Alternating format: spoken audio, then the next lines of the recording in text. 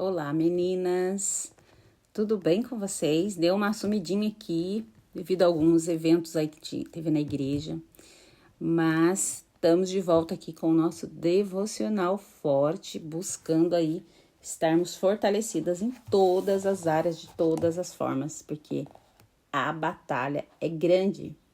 Cada dia a gente tem os nossos desafios, tem os leões aí pra gente matar, né? Tem a nossa carne para nós vencermos. E o inimigo, ele não para, ele não descansa. O inimigo das nossas almas, ele está diariamente ao nosso derredor, querendo roubar o que eu e você tem mais de importante, querendo nos matar, querendo nos tragar. Então, por isso que a gente precisa o quê? Estarmos fortalecidas na palavra, conhecer quem nós somos diante de Deus, saber que essa batalha que nós estamos lutando, ela já é ganha. Porém, eu e você precisa se posicionar mediante a palavra de Deus para que a gente possa passar por essa batalha, vencer esse inimigo que já foi vencido por Cristo naquela cruz. Mas hoje ele está aqui, tentando e me tentando e te tentando, fazendo com que eu e você perca a nossa bênção, fazendo com que você perca a nossa paz, a nossa vitória, a nossa salvação. Então, nós precisamos o quê? Estarmos fortalecidas diariamente. Eu sei que muitas vezes parece, esse devocional já falou, esse assunto já falou. Mas, irmãos, que olha, diariamente a gente precisa aprender. E sempre quando a lição volta, é porque eu e você ainda precisa sermos tratados naquela área. Então, não despreze nenhum ensinamento da palavra de Deus. Tudo que a palavra de Deus vem para mim e para você, irmãos, tem alguma serventia. A palavra de Deus, ela é poderosa, ela é valiosa. Então, toda a palavra de Deus, ela serve para mim e serve para você. Ainda que seja para bagagem, como eu falei. São ferramentas que a gente vai colocando dentro da gente para que um dia a gente possa vir usar. De repente para a minha vida, de repente para a vida do próximo. Então, não despreze os ensinamentos, não despreze a palavra de Deus. Não comece a ler um livro, igual nós estamos lendo a Bíblia, e tá falando lá da grande multiplicação, da pesca maravilhosa, da multiplicação ali dos peixes. Aí você começa a ler e você já para. Isso aqui eu já sei, eu já conheço essa história. Mas a palavra de Deus, todo dia ela se renova. Cada dia Deus quer falar algo diferente comigo e com você. Cada dia o Senhor ministra algo diferente no nosso coração.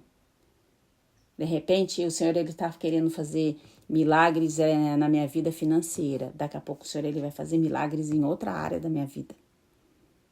São várias áreas da nossa vida que o Senhor ele trata diariamente com a palavra dele, com as instruções dele. Então, não despreze, tá? Nós estamos aqui forte na batalha, na parte 6 desse devocional. E hoje é a batalha da falta de perdão. O tema de hoje, 23 de fevereiro, a batalha da falta de perdão. Como é uma batalha? Você saber que você precisa liberar perdão para alguém e você fica naquela luta do seu eu contra o seu espírito e fica aquela luta ali. Porque nem sempre a gente quer, porque a gente acredita que perdão pede quem está errado, mas não. Perdão pede quem é nobre, quem conhece a palavra. Perdão é liberar o outro e liberar a si mesmo. Enquanto eu não perdoo, eu fico carregando o outro. Então, libera. Mateus 18, 23 ao 27 nos diz assim: Um rei desejava acertar contas com seus servos. Quando começou o acerto, foi trazido à sua presença um que lhe devia uma enorme quantia de prata. Como não tinha condição de pagar, o Senhor ordenou ele, sua mulher, seus filhos e tudo que ele possuía fossem vendidos para pagar a dívida. O servo prostrou-se diante dele e lhe implorou: Tem paciência comigo, eu te pagarei tudo. O senhor daquele servo teve compaixão dele, cancelou a dívida e o deixou ir. O perdão é um ato de cura. Ele nos livra da amargura e nos liberta da culpa. Mas perdão também é o elemento-chave na guerra espiritual. A verdadeira batalha não é contra quem feriu você, mas contra o inimigo eterno de nossas almas. Quando perdoamos, nós despojamos o inimigo de uma de suas armas, porque aquele que vive na falta de perdão está suscetível aos ataques. Quanto mais rápido eu perdoar, mais eu vou ficar protegida dos ataques de Satanás.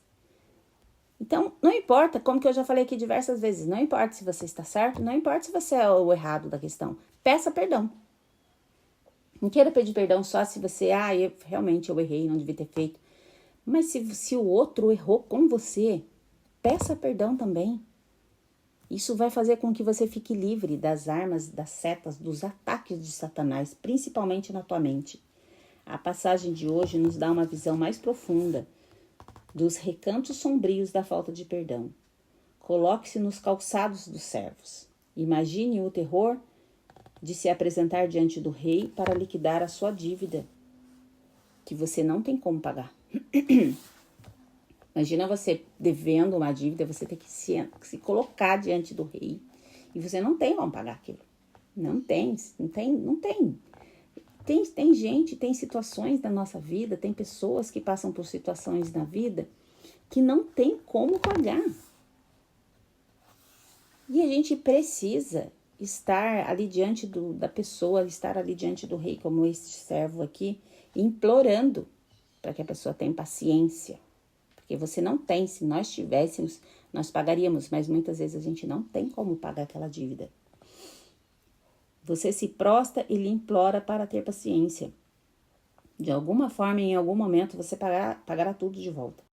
Mas em vez de concordar com você, com seus termos, o rei tem misericórdia, sabendo que você jamais poderia pagá-la, e anula sua dívida inteira. O seu fardo insuportável foi tirado. Você está coberta com a bondade do rei. Isso o ser humano não faz com a gente, viu? É muito difícil um ser humano perdoar a dívida e ficar tudo bem. Ele pode até saber que ele não vai receber de você, mas ele não fala mais com você, ele vira a cara. Sabe? Você é riscado do hall de amigos. Ele te exclui, ele te bloqueia. Mas o rei, o nosso pai, o nosso Deus, ele riscou a nossa dívida. Ele sabia que era impossível nós pagarmos a dívida. Aí Jesus veio e pagou a dívida para mim e para você, sabendo que nós não merecíamos, sabendo que nós, se não fosse o sacrifício naquela cruz para mim e para você, nós estaríamos condenados ao inferno. Não tinha como pagar, não tinha como negociar. Mas Jesus, ele foi o sacrifício perfeito, ele veio e ele pagou, ele anulou, ele aniquilou a nossa dívida.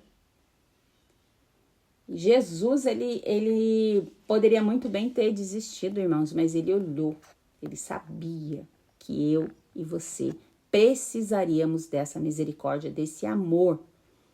E ele veio e ele morreu naquela cruz por mim e por você. Você está coberta com a bondade do Rei. Nós estamos cobertas pela bondade do Senhor. Em lugar de seguir o exemplo da misericórdia do Rei, você se lembra que existem aqueles que lhe devem. Assim, você os encontra e exige que paguem as suas dívidas, antes de estarem tão desesperançosos para pagar quanto você estava antes. Na parábola de Mateus, o servo perdoado faz exatamente isso. Quando o rei descobre, declara: servo mau, cancelei toda a sua dívida, porque você me implorou. Você não deveria ter tido misericórdia do seu conservo, e você não teve, como eu tive com você. A gente é perdoado, Jesus, ele já nos perdoou, ele já pagou a nossa dívida naquela cruz, nossos pecados foram pagos, todos os nossos pecados. Pastora, eu não consigo entender isso, aceite pela fé. A palavra diz que Jesus levou sobre si todos os nossos pecados. Mas eu nem existia naquela época, pastora. Como que ele pagou todos? Quando a palavra fala todos, é todos. E é depois que nasceram, todos que nasceram depois da cruz. Todos que nasceram depois da cruz, todos que o aceitaram como Senhor e Salvador de suas vidas, todos os seus pecados foram pagos naquela cruz. Mesmo sem antes nós termos nascido. Isso é a misericórdia do Senhor, isso é a bondade do Rei que nos alcançou. Nós ainda não estávamos nessa terra quando Jesus morreu naquela cruz, mas nós já estávamos nos planos de Deus para esta vida. Então, aquele sacrifício de Jesus foi para mim e foi para você. E quando a palavra diz que ele levou todos, são todos. Todos os pecados que eu já pratiquei e todos os que eu ainda vou praticar, porque a gente não está ileso. Então, se Jesus ele veio, ele fez isso para mim e ele fez isso para você, ele espera que eu e você faça o quê? Haja com a mesma bondade com o próximo. A gente também perdoe a dívida do próximo contra a nossa vida. A gente também perdoe o próximo quando ele pecar contra a gente, quando ele errar contra a gente. Lembra que pecado é errar o alvo? Às vezes, um irmão erra o alvo com a gente e ele peca. Ele sai daquilo do esperado. Eu esperava mais, ele me decepcionou. Eu esperava mais dele. Eu colocava muita confiança em cima dele. Eu colocava muita expectativa em cima dele e ele me decepcionou. Ele me traiu, ele me abandonou. Aí, se eu e você ficarmos fechados na armadura da ingratidão, a gente vai ser o quê? Um alvo fácil para o inimigo das nossas almas. A gente vai ser um alvo fácil. Então, se Jesus, ele fez isso para mim, assim como ele fez para aquele servo nessa parábola, ele também espera o quê? Que eu e você faça para o próximo. Como na parábola, o rei esperava que esse servo fizesse o mesmo com os conservos dele. Só que o servo que foi perdoado pelo seu senhor, teve as suas dívidas quitadas pelo seu senhor, quando o conservo dele devia algo, ele não perdoou. Ele não perdoou. Aí veio o rei e falou o quê? Servo mau. Cancelei toda a sua dívida porque você me implorou. Você não deveria ter tido misericórdia com seu conservo como eu tive com você? Você já imaginou que vai ter um grande dia que eu e você vamos passar diante do trono do Senhor? E já imaginou se ele vira para mim e para você falar, servo mau? Eu morri naquela cruz por você, para pagar todos os seus pecados, e você não perdoou teu irmão? Servo mau. Você deveria ter feito o mesmo. Então, essa parábola aqui de Mateus, isso aqui é um grande ensinamento para mim e para você. Se o Senhor, ele me perdoou, quem sou eu para não perdoar o meu próximo? Se o Senhor morreu naquela cruz para pagar todos os meus pecados, quem sou eu para achar que o meu irmão está fazendo coisa errada, que ele não merece o perdão da minha vida, o perdão através da minha vida? Quem sou eu e quem é você para achar que o outro não merece perdão? Não, mas o outro pisou na bola. Não, mas o outro fez isso comigo. Não, mas o outro agiu de má fé. Se você perdoar ele, você vai estar sendo livre disso. E o Senhor vai poder tratar com ele. Agora, se você não perdoa, você fica carregando esse fardo, você fica sendo alvo de Satanás e corre o risco de um dia, aquele belo dia, Deus olhar para mim e para você falar, servo mau. Cancelei a sua dívida e você não foi capaz de perdoar o outro.